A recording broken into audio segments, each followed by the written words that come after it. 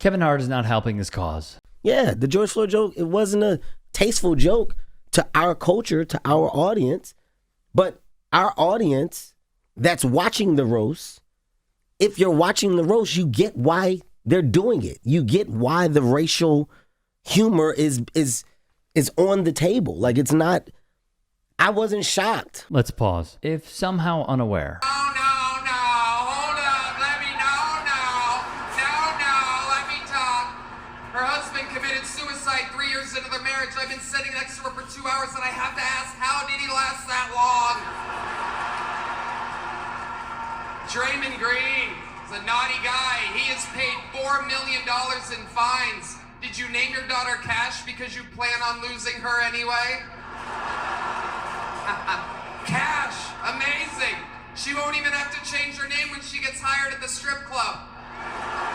That was Tony Hinchcliffe. He would rail on the haters. The first time I've been called a Nazi, I guess that's what LA writers' rooms, all these, a lot of mentally ill liberals out there that somehow with all these blacks and Jews and Mexicans around me, I guess I'm a Nazi somehow. I was called that by a bunch of people that have never written anything in their lives. No opportunity to have their own thought. They just read what the writers wrote for them. I got called a Nazi, gay, a racist over and over again. I'm none of those three things. A little fun fact. But they are they are fat, ugly, black, and Jewish. Everything I said was real about them. Just a reminder. She said I took the Saudi Arabia money. She was like wrong about things. For Kevin, we must remember, this is a man who went to George Floyd's funeral to pay his respects. And a lot of people called this out. Kevin Hart showing up to George Floyd's funeral just to later laugh at a racist joke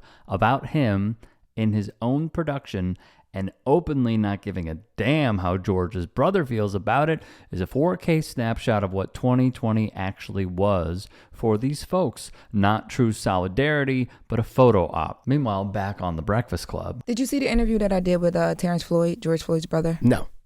So he said, no shot to you. No, okay. that's good. I'm never watching that. That's fine. I just want to make clear, I'm never watching that. Like, I only brought it up. Even now that you told me, I'm not going to go back and go look at that interview. Because he's a fan. But I just want to make it clear so you understand what I do with my time. Like, I'm never doing that. Okay, go ahead. I just asked because he's a fan of you. Mm-hmm. Even if it's for laughs, what the heck was that? Reese added, Kevin Hart defending old boy pretty much confirms that he went to George Floyd's funeral for show. My last note for all attached to this is very simple, okay? Whatever the headlines or whatever the dialogue is, my rebuttal is simplicity. Remove me from it. I didn't say it. If you are upset that the night went on, that's a different conversation. It's nothing I can do. It's a production. It's a live production. I'm not compromising the live production for a reaction of what? What do you want me to do? I'm going to drag him off? You want me to fight afterwards? You want me to turn it into, like, what? That's not what I agreed to do. That's not the job at hand. The job at hand was to produce a successful roast, which I did. I also got the rebuttal. I also got to say shit at the end. What are we dealing with here? I'll say it again. Stop talking as if I said it. Mm-hmm. So when you say the family and the family's affected, I didn't disrespect the family. Showed up for the family when it happened. Made sure that the family felt supported. Made sure that all things there were actually cool. He would also say he spoke with former NBA player Steven Jackson, who was great friends with George Floyd. Since his name was brought up, Stack would respond. It kind of came off as he made it sound like I agreed with the bullshit. I agreed with the of the roast. No, I did not. I didn't agree with the joke. The only thing I wanted to express to Kev was there's a lot of people like me that's under the old law that I would never laugh at no joke about dead people. Anytime somebody demeans the dead, it turns my stomach because it's the lowest thing you can do. It shows that you're not as talented as you are when you got to pick on people that can't defend themselves. You know what I'm saying? And I had to let him know that. Am I mad at him? No, I ain't mad at him. He didn't say it.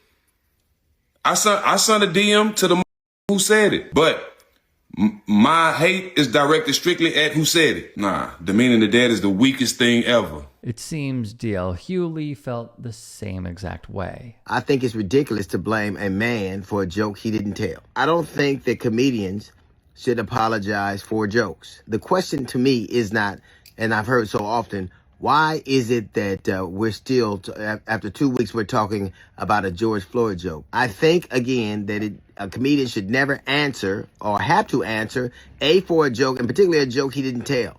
But it's disingenuous to believe that that joke wasn't designed to do exactly what it's doing now. Because I think the reason it is told and the reason that people are continue to be angry about it are one and the same. So I think one man's joke is another man's trauma. I think all of us, have the right to either be offended or laugh or whatever. Nobody's trying to intercede. Nobody's trying to make that an issue. What is an issue is there seems to be this idea that only jokes affect one side. Hughley would then bring up a really good point on his show. Grillo would recap it. Hughley directed his sharpest criticism not at Hart personally, but at the production decisions made after the live broadcast. He would note 18 jokes, including one about the president and First Lady, were removed from the version of the special that aired to non-live audiences. It would continue, and this is a quote from Hughley. You and that production were able to take 18 jokes away out of the program. So if you could do that for them, why didn't this happen? He would suggest the answer was calculated. Quote, people wanted ratings. People wanted controversy.